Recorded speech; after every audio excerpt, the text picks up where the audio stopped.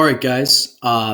So just to check in with you, we're going to take a quick video lecture to look at how democracy, quote unquote, and we discussed that word in class, and how complicated and loaded it has become, how democracy spread specifically in Great Britain and a little bit in France in the aftermath of the Industrial Revolution, and how those two concepts are really intertwined. All right. So the first place to start is to just think about these following factors. Number one, industrialization, like we said, exacerbated a lot of underlying issues that existed in continental Europe and Great Britain throughout the aftermath of the Middle Ages and into the Industrial Revolution. So there was wage disparity, all of the things that we could think of in terms of inequality were really heightened during the Industrial Revolution and exposed. And if you think about the use of railroads and steam engines and all of these things that were able to move people from place to place, it also exacerbated the spread of ideas. So Britain, for example, was a constitutional monarchy, but people started to really reflect on that. And as education became more widely available and literacy really became more of a commonplace feature, people started to think critically and think that, well, the reality is that this is an aristocracy. We've ended up with a system where there's a handful of powerful, typically wealthy elites who run the government. That in itself is not truly a constitutional monarchy. And more accurately, it's no way close to what those Enlightenment thinkers talked about in terms of a democracy. So to give you some numbers for this, it's important to note that roughly 5% of British citizens, that's adults, in the early 1800s could vote. And we ran through in class the other day how suffrage has extended to different populations within America.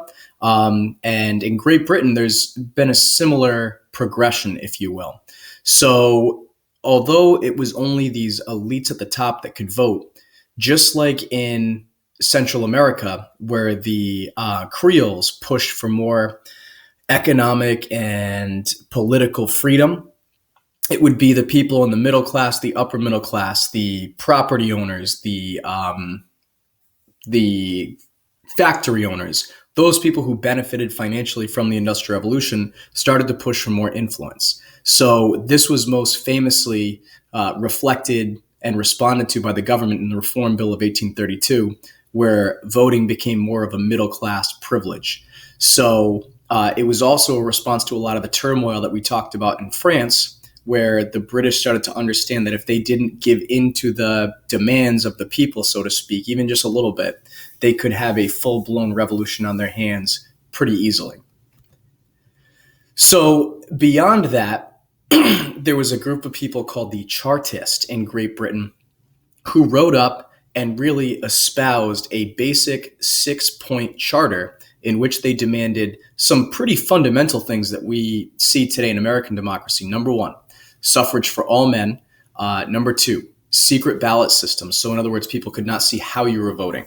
Number three, Parliament should be paid. And that's an important principle that's come up recently as Donald Trump has he chose to not accept a salary at first, and now he has to accept some sort of nominal salary because Congress basically said, if we have a system where we don't pay our parliament members or our presidents, then we have a system where only independently wealthy people can end up in charge, which critics of our system today would say has happened anyways. In response, the government would often arrest and send these people to Australia, which was a penal colony. We'll spend a little bit more time talking about that later. And Parliament initially rejected these calls, just like in America, where people first pushed to free the slaves, and then, of course, women advocated for their own right to vote later. The Congress and the establishment wasn't receptive to those ideas initially because it was such a quote-unquote radical change that it seemed so far-fetched for something like that to gain any traction. That's not something altogether different from what happened in Great Britain. All right, so the most famous family in particular were the Pankhursts, and they suffered a great deal of injustices, but you could argue that they also carried out, in some cases, what would be considered borderline violent acts. I believe it was Emmeline Pankhurst who was involved what could be considered terrorist-like activities. I know there was a mother and two daughters, and they had kind of different varying approaches to trying to bring about women's right to vote. And we'll talk about some of the instances. They were often arrested for their actions. Emmeline Pankhurst famously carried out a number of hunger strikes while in prison to try to draw attention to her plight. And the British were pretty wacky. Their answer to that was sometimes force feeding. They'd shove a hose down her nose into her sinuses and then eventually into her throat and force feed liquid food, which is very dangerous. And I believe the CIA has pretty much determined that that would be considered torture.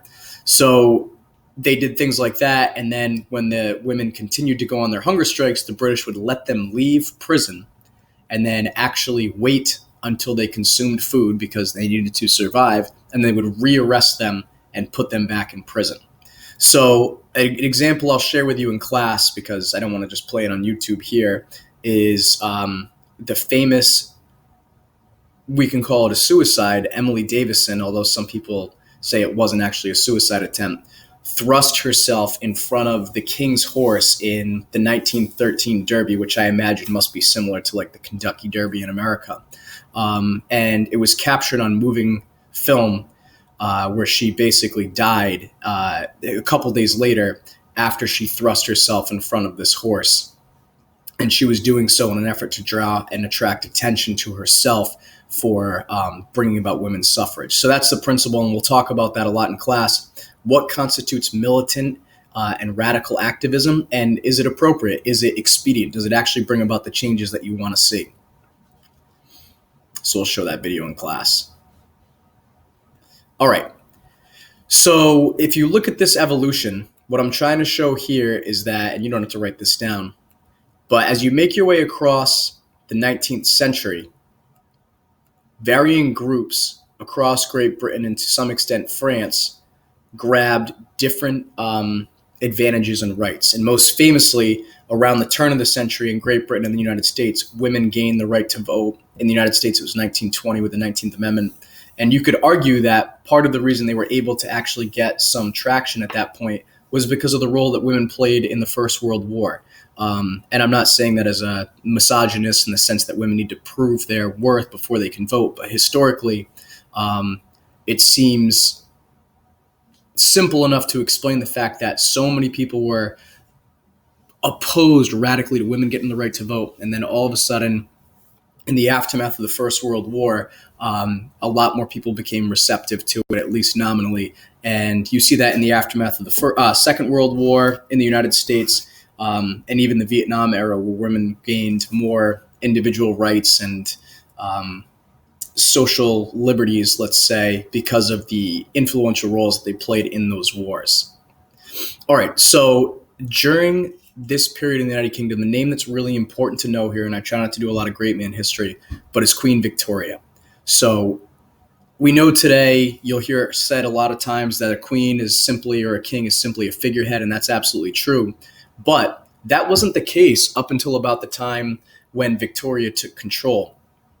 Her reign, so to speak, saw a great transfer of power from the monarchy to the parliament. So this is the period where England, a lot of historians would agree, actually switched to what we can call a constitutional monarchy. So they still have a monarch in the sense, even today, their current monarch, of course, is Queen Elizabeth, who's been there forever. She is essentially, she's wealthy, she's noble, she's all of these things, but she basically serves a ceremonial purpose. The government itself is run by a prime minister and a parliament, and the queen, and if at some point a king as her successor, will serve a role basically to knight people and show up at functions and meet foreign dignitaries and diplomats and all these things. So they play an important ceremonial role, but not necessarily an important diplomatic or political role, let's say. So this was the moment, going back to Queen Victoria, where Great Britain made that transition, and we are living in the aftermath of that even till today. All right, and the next issue is something that I'm going to bring up in class because you can copy down these notes, but the Dreyfus Affair is really important in explaining some of the things that we're going to be talking about moving forward as well, especially as we get into the Second World War with anti-Semitism. So let's stop here.